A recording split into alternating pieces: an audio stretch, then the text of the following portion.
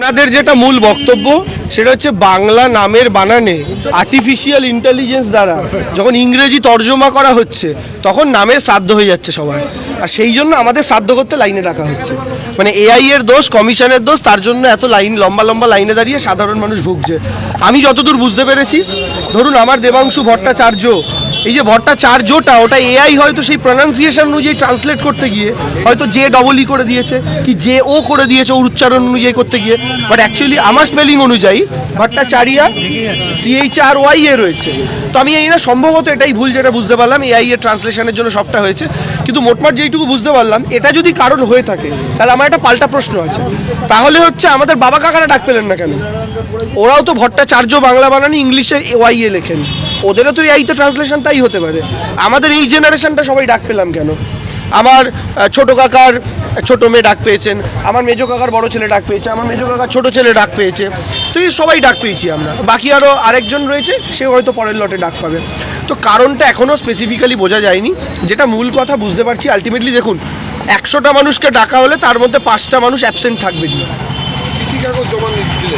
আমি তো আমার যাবতীয় যা কাগজ ছিল সবই জমা দিয়েছি। আমাকে যদি আরেকটু বলতো, মানে ডিএনএ টেস্ট করেও জমা দিতাম, এইটাই বাকি আছে। আমরা যে ভারতীয়, ডিএনএ টেস্টটুকুনি জমা দেওয়া বাকি আছে, এটাও করতে রাজি ছিলাম। কিন্তু সেটুকু বলে দিই, কারণ একমাত্র ডিএনএ টেস্ট করলেই তো জানতে পারবেন যে সত্যি সত্যি ইনি আমার মা কিনা, বা আমার যদি কোনো সন্তান থাকে সে আমার সন্তান কিনা, ওটা একমাত্র উপায়।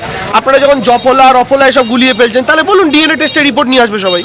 দেবাংশুকে হ্যারাসমেন্ট করার জন্য ডাক 21 সালে খেলা হবে স্লোগান, বর্তমানেও একটা গান আপনি দেখুন, আমি যেটুকু বুঝতে পেরেছি মোটামুটি 10 জনকে নোটিশ পাঠানো হলে 7 থেকে 8 জন তৃণমূল সমর্থকের কাছে নোটিশ যাচ্ছে। তার একটা মূল কারণ হচ্ছে এটাই যে তৃণমূল, এবং মূলত নোটিশ যাচ্ছে কাদের কাছে? আপনি যদি মুর্শিদাবাদ মালদা এই সমস্ত জায়গায় দেখেন, মূলত পরিযায়ী শ্রমিকরা নোটিশ পাচ্ছেন। পরিযায়ী শ্রমিকরা একবার এসে তাদের SIR এর প্রথম কাজটা করে গেলেন, তারপরে সেকেন্ড টাইম ডাক এলো, আবার তারা বাইরে থেকে টিকিট খরচা করে এলেন, করে গিয়ে তারপরে ভেতরে গিয়ে দেখছেন এই প্রবলেম ওই প্রবলেম, আজকে শুনানি ক্যান্সেল, পরের দিন আসুন। তারা কবার আসতে পারবেন? এক সময় তারা বিরক্ত হয়ে আসবেন না? আমার এই ভাই এর অফিসে ছুটির ব্যবস্থা হচ্ছিল না, ও আজকে বলেই দিয়েছিল আমি আসবো না, আমাকে বিরক্ত হয়ে বলে দিয়েছে আমার ভোটার কার্ড ক্যান্সেল হলে হবে, ওকে জোর জবরদস্তি আমার নিয়ে আসা। তো আমি ওর দাদা বলে ওকে জোর জবরদস্তি নিয়ে আসতে পারলাম, প্রত্যেকটা বাড়ির ভেতরে তো কী হচ্ছে আমি জানতে পারছি না। তো এইরকম পরিস্থিতিতে দাঁড়িয়ে যতজন মানুষের ভোটার কার্ডকে কমানো যায়, যত পশ্চিমবাংলার মানুষের বাংলার মাটির ওপরে ভোটাধিকার কমানো যায়, সেটাই তাদের উদ্দেশ্য।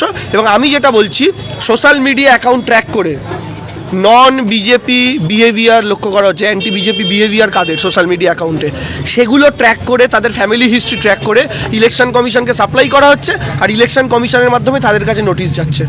10টার মধ্যে 7টা থেকে 8টা এভাবে নোটিশ হচ্ছে, বাকি 3টে র্যান্ডামলি করে দিচ্ছে।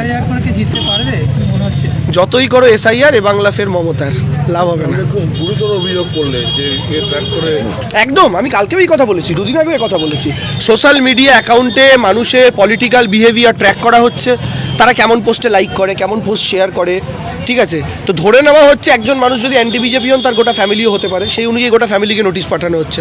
অর্থাৎ যদি 10টা ভোটারকেও ডাকা যায়, তার মধ্যে 7টা থেকে 8টা যেন বিজেপি বিরোধী ভোটার হয়।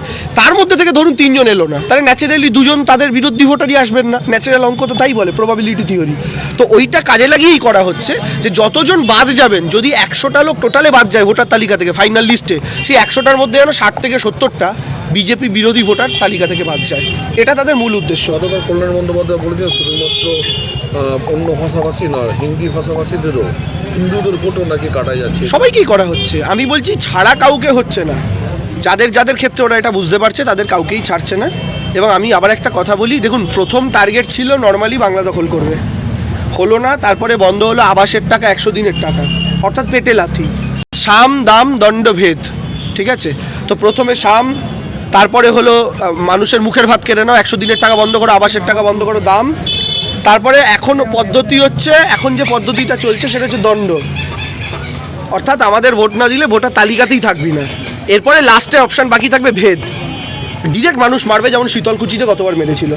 সাম দাম দণ্ডভেদ, অর্থাৎ প্রথমে নর্মালি ভালোবেসে বোঝাও, তারপরে দ্বিতীয়বার পেটের খাবার বন্ধ করে দিয়ে বোঝাও, তারপরে তৃতীয়বার ডান্ডা মারার ভয় দেখিয়ে বোঝাও, আর লাস্টের বার মেরেই ফেলো। এটা এখন আমরা 3rd প্রসেসে রয়েছি। এরপরও যদি বিজেপি থাকে, এরপরও বাংলা জিততে পারছে না, লাস্ট প্রসেস বাঙালিকে ধরে ধরে মারবে, যেমন হিটলার মেরেছিল ইহুদিদের। আগামী বিধানসভায় কি ভেতরে দেবাংশুকে দেখতে পাবো বলে মনে হয়? সেটা আমি বলতে পারবো না দাদা, সেটাই